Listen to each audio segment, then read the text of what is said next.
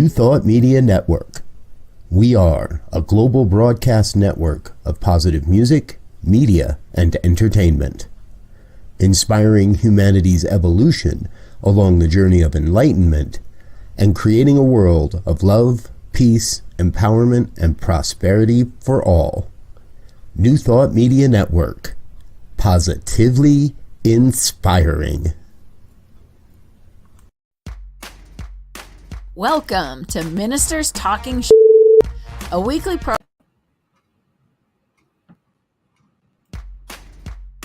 Welcome to Ministers Talking a weekly program where Rev BRZ and Rev Z and their guests chat about current affairs, world events, spiritual principles, and any old they want to talk about. Based on the New Thought philosophy and ancient wisdoms, Ministers Talking shares a visionary perspective of the evolving spiral called spiritual living. Join us each week as we explore the emerging paradigm of life on planet Earth and beyond.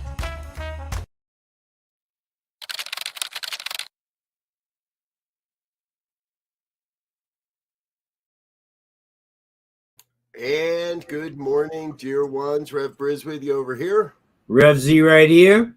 And this is Ministers Talking Shit. Happens every Friday morning, 7 a.m. Mountain Time here on the New Thought Media Network. A chance for Rev Z and I to get together, take a look at some of the stories that are happening in our lives, in our world. And I want you to know straight up front, we don't pretend we're going to solve any of this stuff. But we do believe it's very important to take a look at these issues and what's going on in our world in order to create a vision of a world that works for everyone rather than a world where it doesn't seem to be working for everyone. And today we're talking about one of our very favorite topics. Before we do that, let's say good morning, Linda. Good morning, Linda. Good to see you, dear one. Glad you're with us. If anybody else is out there chatting along, please feel free to leave a comment, join the conversation. Let us know you're with us, and we'll honor you as well. So, okay, Z. Well, first off, welcome back. You were off traveling and gallivanting a little bit last week, so we applaud that. We applaud you. Yes.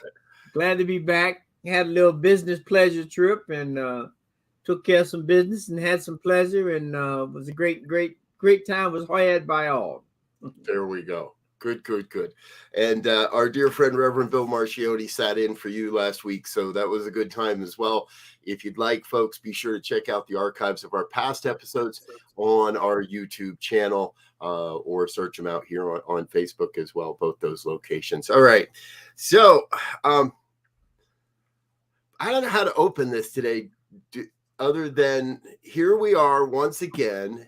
And I think I should start keeping track of how many times on this show we have to talk about guns and gun violence regarding teens and gun violence regarding teens with mental health concerns. And here we are again. This one in St. Louis this week, dude, this was a real twister because if you haven't heard, folks, a 19-year-old young man walked into a school on Monday in St. Louis with about 600 rounds of ammunition and an AR-15. By the end of the day, he's dead from a shootout with police, which means we're never going to get any real answers.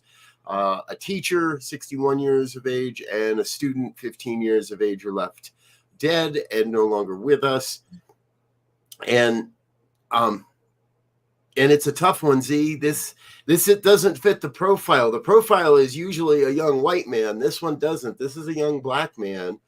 And you say that I think in the pre-show you said your son's college is just a few blocks from where this happened. I was trying to get the thing. I don't think it's that far from where he went to college, you know. And the sad thing about it, you know, is this potentially, I mean, real potentially should have been avoided. From what I understand, I haven't followed the story a whole lot. You know, I at some point you get traumatized, if you will, you get calluses on your brain when you just like, you know, not another one, right? Right. But you know, here's two teenagers, 15, 19, and a 61-year-old teacher, and from all accounts, a beloved teacher, that are no longer with us because guns are youth are having access to guns, and when people are making, reaches for help, nothing's being done. Right. And I think that's the big key. Here's what we know so far, folks, right? Yes, the family had been trying to get this young man mental health for quite a while. Now he does live in an underserved population and is part of an underserved race, let's call it that, for when it comes to mental health. And on the 10th of this month, on October 10th, he attempted to purchase an AR-15 legally at a licensed gun shop, and the system worked. And you might be shaking your head at the moment. What do you mean the system worked? The system worked because the FBI background check said, no, don't sell this person a gun. So the system worked. The man walked into a store. He attempted to purchase an semi-automatic weapon. He was denied that purchase due to an FBI check. And within days, he purchased the weapon from a private seller, through a private sale. And now the story gets even better or worse, depending on how you look at it, because then his mother called police and said, I don't want this weapon in my house. So the police arrived at his house and arranged for the weapon to leave the home, although they could not take the weapon from the young man. They arranged for the weapon to go to a friend of the family, I believe, or another family member. It's unclear as to who the weapon went to. However, within a few days, the weapon's back in the young man's hands and he's shooting up a school. So, number one, my thought is, okay, I know this kind of goes against everything America stands for, but we've got to stop these private sales. Mm-hmm. There needs to be a gun registry, and every gun sold has to be registered. And if you're going to resell it, you got to apply to resell that gun, and you got to apply. You got to go to the registry and say, I want to sell the gun registered to me to this this person. Because that might have stopped this. The FBI, if the FBI was still involved, the FBI could say, no, I don't care who you are. You can't sell to him. Well, and that's part of the whole challenge with guns, right? Because, there's I forget there's a name for this route, but a lot of gun sellers, they go down south where they can buy guns a little more readily than you can in some big urban cities. And they have different individuals go in and buy them, and then they do private sales to get rid of them. Mm-hmm. And then they wind up on the streets in inner cities doing damage. Now, that's not all of the cases, we know. But just the idea that can take place kind of says, okay, why is this happening? If we had a private sale registry, right? Mm-hmm. At any annual or semi-annual check, hey, you bought this gun. Do you still own it? Right? Because I can buy it, but you got my initial buy. You don't know anything if I sold it. Right. And if they start saying, okay, oh, you bought the weapon, you sold it, you didn't register it, okay, that's a crime. Right. Because now we don't have the location, or we don't know how to track this weapon. And then inevitably it winds up, 3 years, whatever it is later, and someone has been injured or a robbery has occurred or someone has died, unfortunately, by a gun that should have been tracked. Right. Put trackers on. They can put just like they put on your iPhone or your Google phone. Put a tracker on the damn thing. Something's got to happen differently. And folks, we know that a big part of this has to happen with the individual and the individual's consciousness. As we were preparing for this story this morning, Z, you dropped off, so I didn't have a chance to share this one with you, but I found another story. Deputy in Philadelphia charged with selling guns, including 2 used in a shooting near Roxborough High. Now, this goes back to 2018 is when it began. A deputy in Philadelphia Sheriff's Office was arrested and charged with trafficking and selling guns, according to the United States Attorney's Office for the Eastern District of Pennsylvania. This story is just breaking today. Interesting in that. So now we have a police officer who's selling guns. Interestingly enough, they have I don't know how this all happened, and this one's going to come out in the investigation, but it seems an informant purchased a gun and audio taped it. Then they sent him back in. He purchased the second gun and a couple ounces of meth from this sheriff's deputy. So we got a sheriff's deputy who's selling guns and meth to street kids in Philadelphia. Now, I wonder where he got those. Can you say evidence locker? Right. Or, I'm sorry, I confiscated 2 pounds of meth last night on patrol. I guess those 2 ounces slipped into my bag somehow. I don't know how that happened. We got a Philadelphia police officer selling guns, 2 of which end up in a fatal school shooting. Roxborough, I hadn't seen this story, but I guess the football team was ambushed during a scrimmage, not a game, during a scrimmage. The football team was ambushed and shots were fired from these guns that we've traced back that were sold by this police officer. So my question is, how did these guns get from the cop to the informant to the perpetrators? Right.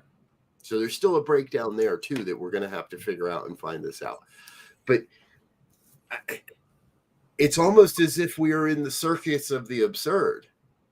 How much more crazy does it get than somebody we are paying to uphold the law?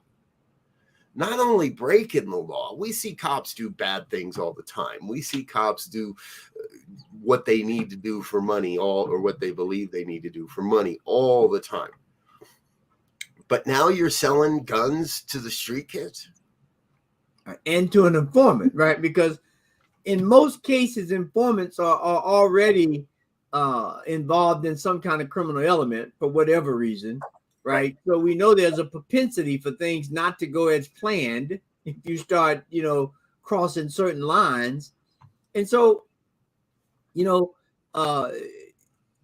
one thing that we have to continue to do in all of these, and as you said, we always say at the beginning, we don't tend to solve all this, but we do tend to bring up an awareness to begin to look at how do we address these issues, because we know they're everywhere, they're pervasive, and these things are not just happening in the U.S., they're happening in other places as well, and in some of the other places, in either with worse consequences.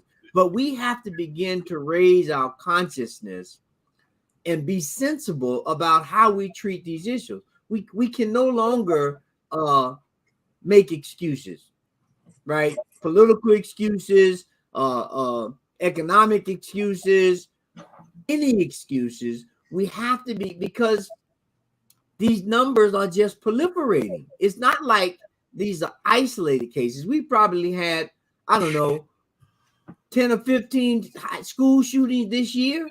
Probably more than that. I'm going to check it real quick because I'm curious. I was going to say, I'm afraid to pull up that wiki page.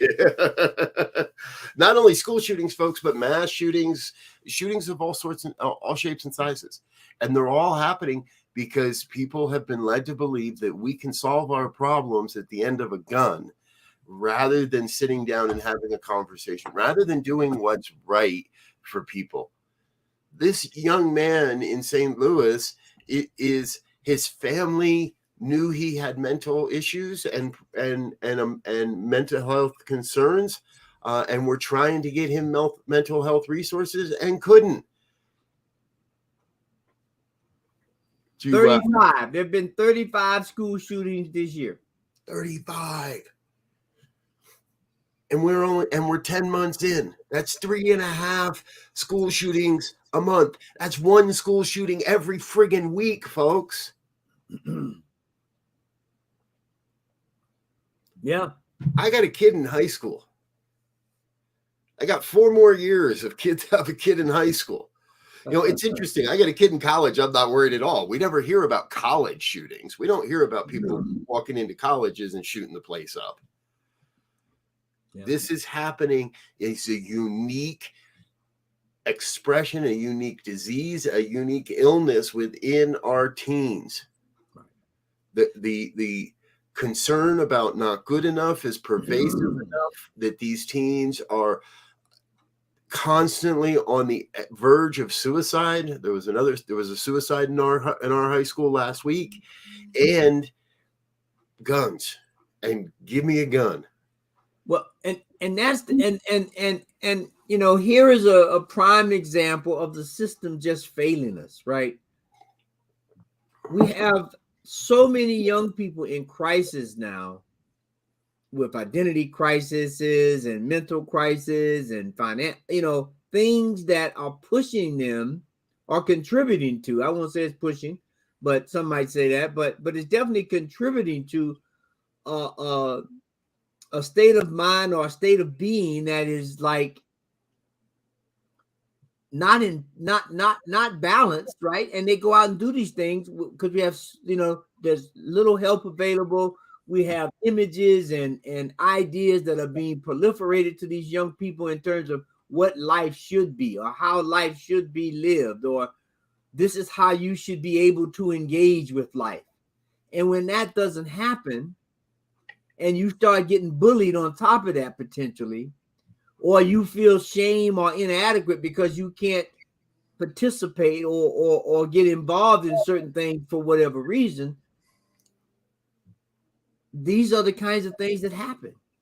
Yeah. And so we have to start being more loving, more caring, having more support, more dialogue, more after school activities that does not involve guns or video games, and nothing wrong with video games. But I'm just saying those kinds of things can tend to lead to isolation.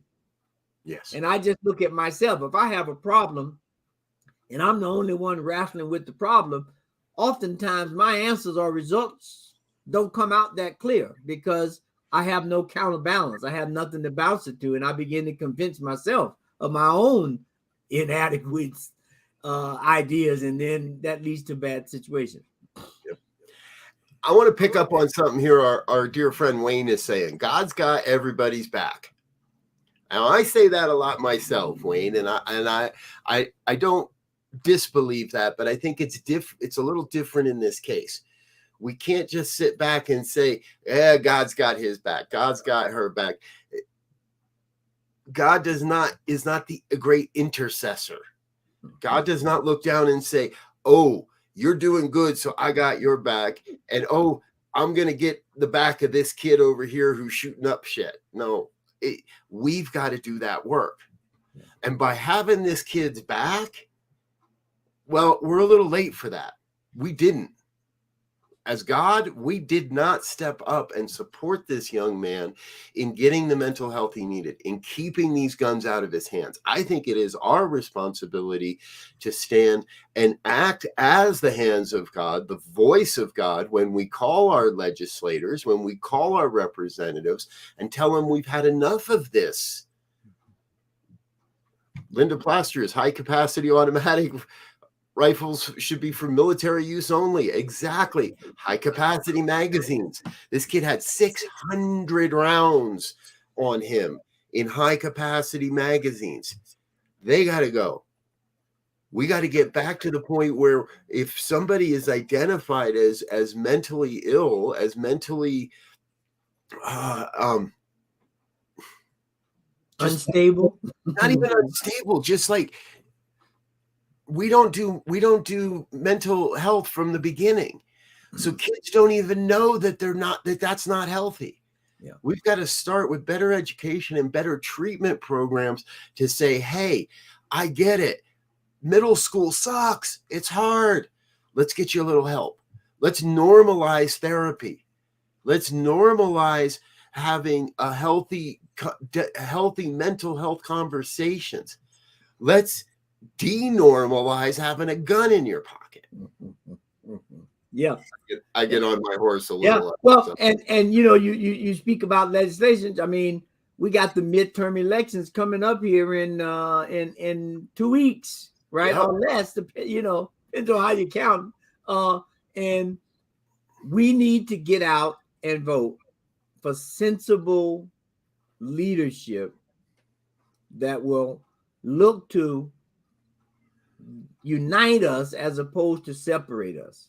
And the last thing we need is leaders or leaders who are promoting the proliferation of weapons and proliferation of separation ideas and standoffs and battlefronts and all these things that are just trigger words to create more carnage in our communities and our schools and and in the world. At some point we have to take the side of justice. We have to take the side of equity. We have to take the side of upliftment, regardless to ideology, political party, faith tradition.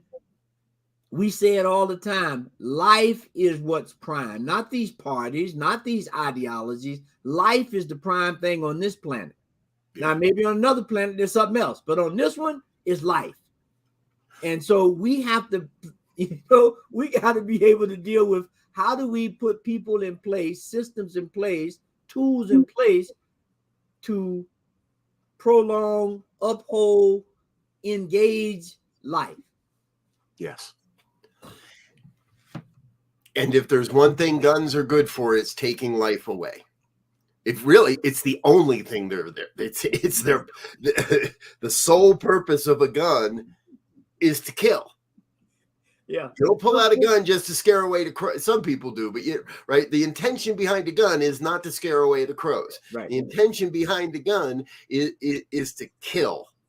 Whether it's human or animal or aviary or whatever type of creature out there, the only purpose behind a gun is to kill.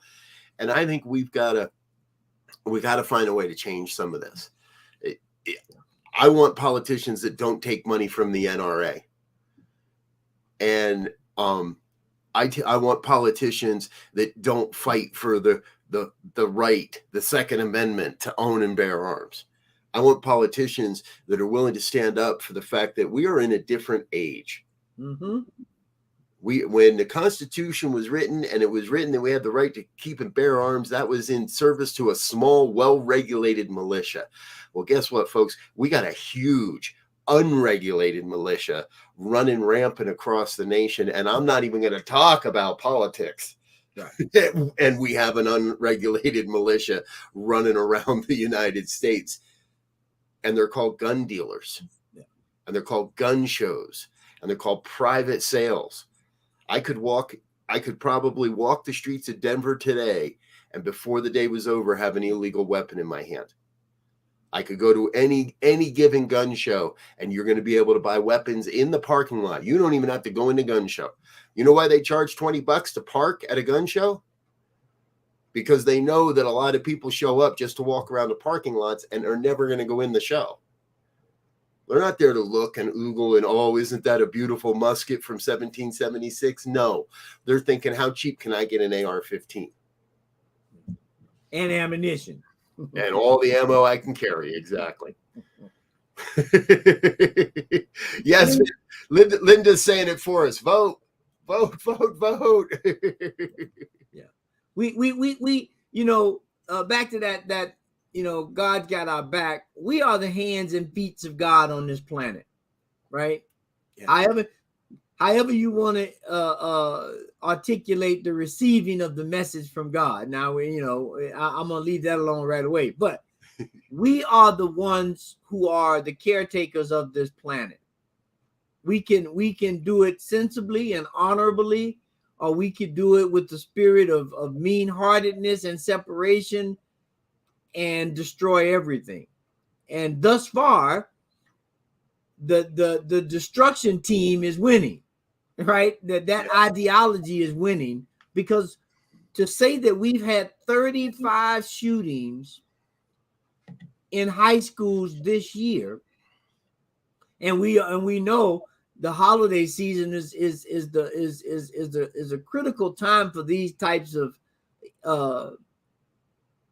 incidents to take place, because people are feeling lonely, they're feeling left out, because normally holidays are a time of merrymaking and family gathering and those types of things. And if people are feeling the opposite of that, they tend to react in ways that are unhealthy. So let's be thoughtful, and let's give a hand wherever we can. Vote, go work at a food bank, go volunteer at a shelter, go collect some coats, whatever. Give a friend of mine spoke about this whole idea of supporting the family. A couple of organizations are getting together, small organizations, and they're supporting the family for a year in different ways. Nice. Who need the help. These are simple things. You get 10 people to give $20 at some periodic time. That's a big help to some families. Yep. Denver, Colorado has just started, and I don't think they've done it yet, but they're in the process where they're testing a guaranteed basic income program. And they're taking, I don't know how big the budget for it all is, but the idea is $1,000 a month for 12 months. And they're going to take people off the streets. There's a qualification process, I'm sure. They're going to take people off the streets and provide them with a guaranteed minimum income of $1,000 a month. Now, anybody out there today knows you can't go very far on $1,000 a month. You barely get an apartment, barely get a room for that. Might get a room in a group home for half that. But point being, we have to start looking at innovative ways of solving these problems. Mm-hmm. And it's just about a year ago, end of November last year, we were talking about a young man, 15, who shot up a school in Oxford, Michigan. His name's Ethan Crumbley. His name's back in the news this week as well, because he pled guilty to 24 counts, including terrorism, I forget how, but domestic terrorism. So the young man's going to go to jail for a very, very long time.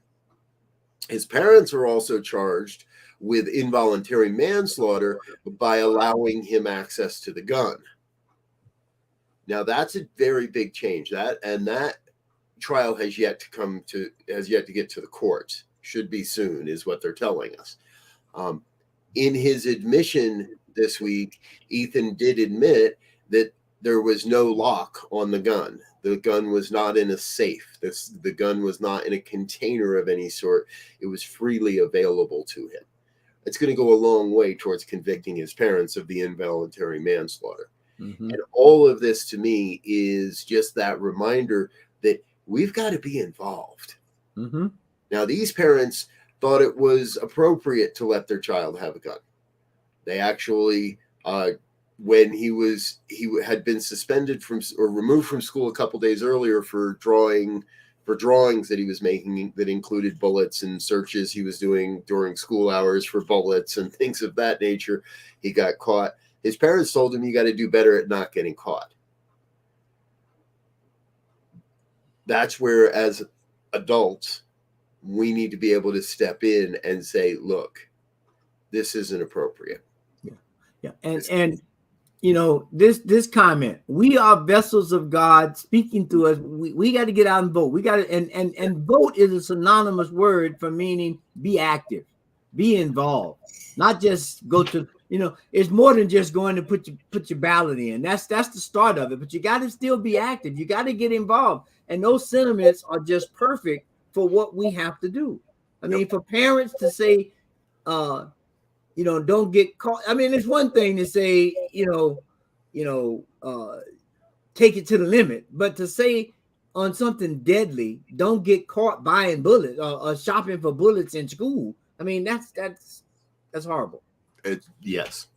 So, there is, and in past years, I don't think those parents would have. This is the first time I know of that the parents are actually being held legally responsible for their negligence in a teen shooting. That is a change. That is a good change, I believe. And it is moving us in the direction where I trust more people will wake up to the fact that there are other consequences. There are consequences for their inactions, just as there are consequences for their actions. Yes. I'm with you, Z, right? We have to be active. We have to vote. We have to call our counselors. Right now, I'm a little stuck because I've been doing my ballot for Colorado, and most of it's pretty easy to find. However, I can't find any information on any of these judges. There's a list of judges, but the only information we're given is that all the other judges agree they did their job okay. There's no real determination to say, how does this judge vote when it comes to instances of teen violence and guns? How does this vote? How does this judge sentence? What are their sentencing parameters? How do they? What do they do when faced with these situations? There's no way to determine exactly how our judges are doing that. That's a place I think we can improve, and a place where we can be able to see a little more. Hey, this judge has a tendency to be pretty lean on teens with guns, or perhaps this judge is a little overly strict in certain areas as well. Well, and you know, the other thing is that's been going for a long time, because they assume those people are just going to go down a party line, right? And don't do the research. It says, okay, I'm the party person, either Democratic or Republican, and I'm just going to go down. You know, there may be people who are better suited and have no party affiliation or whatever. I mean, we have to start hiring, if you will, because that's what voting is doing. We have to start putting people in place who are going to do the job. We have this party system. We get people. We can see how this has happened in the last couple of years. How for people who previously were sensible, collaboratory, and all the way they did things, and then this whole idea of party skewed their whole personality, their whole rational thinking, and they've done things that are just like, really? Right. Yeah. No, I agree. Very, very, very rarely are we left with a position that says, hire this guy. I know him. He's good. His friends like him. So, we wouldn't do that in any other company. But that's what we do in politics. And I want to see us move to a deeper sense of, well, what are your credentials? What is your resume? What is your voting record? What is your history? And I think this all should be freely available. It shouldn't be left in the hands of, now, nothing against journalists, but it shouldn't be left in the hands of journalists to find out what the truth of a candidate is. If you're a candidate and you want to serve America, humanity, or your country, right, anywhere you want to be, we could spend a whole half hour on the Prime Minister of the UK right now, or all 4 of them this year. But if you want to, let's start being honest with people, instead of telling people what they want to, what we think they want to hear, and what we think will get us elected again. Yeah, because we know if we depend only on journalists, the journalists have the opportunity to report or not report, because they can come up, we don't have time, we didn't, there's a lot of different reasons that are pretty valid, right? I mean, but we can't rely on someone giving us only their view of important decisions of important people, without any way of researching it ourselves, or doing, even if we have the information, we still have to do the research. So that where the onus comes on us. We have to be engaged. We have to be true vessels of the divine and use all of our facilities, mind, body, soul, and spirit, to create this environment, to create a government, to create a world where everybody has an opportunity to actualize. Yeah. Well, Z, I think we've effectively done it. Yes. I don't know that we made the water any clearer. But hopefully we provided some insight and some ideas for some folks, and hopefully for some inspiration as well. Yes, Linda, absolutely. There are some resources out there. Don't get me wrong. They can still be quite muddied, hard to get, and less than obvious as to what the judges are really promoting and what they're really believing. Because I mean, if there's anything, what's going on in the Supreme Court today and recently just proves that even judges have a tough time remaining above the fray, if you will. Even judges have a tough time remaining impartial. So if politics, even if we have journalists that are politically biased, I can't believe that we don't have judges that are politically biased as well at this point. And they seem to be proving that to us as well at the highest levels. Thank you very much, Clarence Thomas. I will not call him Honorable Judge Clarence Thomas. I will just call him Clarence. But that's another show too. So, folks, we want to thank you for being with us here today. This is Ministers Talking Shit. Z and I get together every week and we chat about stuff. And, every episode, my eyes are opened, whether it's a comment from one of you out in the audience, whether it's a comment Z makes, whether it's an epiphany and an inspiration that comes my way. We appreciate that you're here with us and that you're entering into these conversations.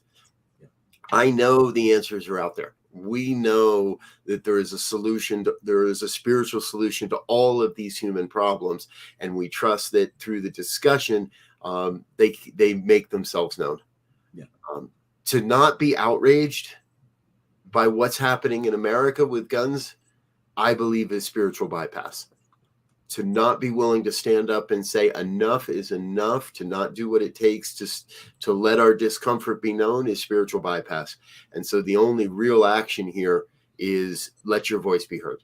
Let those that are making the decisions, let those that are writing the laws, let those that are judiciously allocating the punishment for the breaking of those laws know that we've had enough of these things. Yeah, I agree. I mean, we have to, if we want to be better, we got to do better. Yeah, exactly. If we want to be better, we got to do better. Thank you, Z. That is so appropriate. All right, folks, we're going to get out of here for today. Before we do, though, we want to say thank you to those folks that make this financially possible. Please don't go anywhere. Help us say thank you to these folks, and then we'll be right back with some final thoughts. Stay tuned. On behalf of everyone at New Thought Media Network, thank you for being a member of our virtual family. Your financial contributions help share the New Thought message with people from around the world. Please visit and contribute at www.ntmedia.org/donate. New Thought Media Network. Come be you. And please like, share, and subscribe. Until next time, peace and blessings. Yes, thank you to everyone that helps make this network possible and make it so that we can do these programs each and every day. And I tell you, folks, we have a huge lineup of programming today. Starting in just a few minutes, Sekou Writes with Be Your Own Hero. 8:15 is the morning prayers. 8:30 is the morning sip with Rev Melissa. Later today, we have the Infinite Possibilities with Lindsay Lineback. That happens at 10 a.m. Mountain Time. 1 o'clock, Just One You with Rev Barb. And I will be back at 5 with the good news. Pastor Reverend Michael Mangus is here with the Fireside Chat at 6 o'clock. And stay tuned. We have 2 new programs coming on Fridays starting in January. Reverend Dr. PJ Stanley is going to be with us. A program called Wranglings and Revelations. Mm-hmm. And our dear friend Eugene Holden's going to be joining us starting in January at 3 o'clock in the afternoon with what he's calling the Upper Room. So we've got new programming coming on Fridays as well. All right, Z, how do we let's take it into the weekend. What's final thoughts for today? I think, from my perspective, final thoughts is this. We see environment changing now as fall comes in, winter. We had our first snow here in Colorado yesterday, and it made me aware, more acutely aware, that we have to pay attention and be observant of the things going on around us, and then respond. I had to cut the heater on yesterday, right? I could, if I didn't respond, I'd have been cold all day, right? I saw the snow, but I had to respond. So we have to observe and respond to things that are going to create a disharmony for this thing called life, I believe. I know your furnace was giving you a little trouble, so I'm glad to know that's all taken care of and you were able to kick the heat on yesterday. That's a good thing. Folks, for me, I think it's diligence. I'm at a point where it's diligence. Z said it at the beginning of this program. Sometimes it feels like, oh, yep, there it is again. Okay, it's another Monday. There was another shooting. Oh, it was Wednesday. There's another shooting. I think the point is not to allow ourselves to become complacent, to be diligent. Somebody shoots somebody up, call your senator, call your representatives, call your governor, call whoever, call a politician and demand some reform. My new one is every time I get a political text, I text back that says, I'd be happy to donate to your campaign as soon as you tell me what you're going to do about gun reform. I haven't had to make too many donations this year. And that's a terrible thing. So let's hold our representatives responsible and remind them that they represent us and our beliefs. And as New Thought adherents, I believe that we're here to eliminate these guns from our society.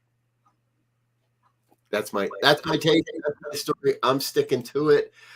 We're going to get out of here for now. Again, thanks, folks, for being with us.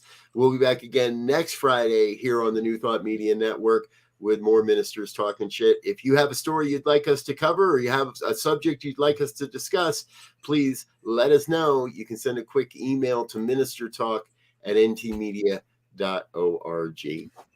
All right, we're out of here for now. Until next time, folks, we wish you peace and richest blessings. Have a great weekend. Welcome to Ministers Talking. And thanks for listening to this week's episode of Ministers Talking.